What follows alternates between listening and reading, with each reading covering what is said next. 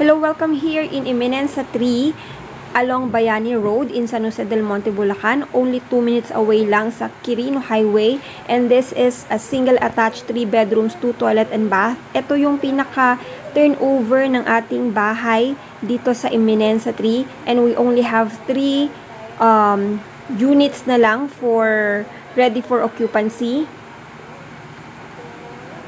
So, complete finish na po upon turnover. Ganito na rin po yung kanyang kitchen counter. Meron tayong under counter cabinet, and this will be the toilet and bath dito sa ibaba. Meron tayong 1 bedroom dito sa ground floor natin at meron na siyang built-in closet upon turnover.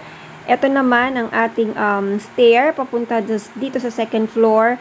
This will be our second bedroom sa taas.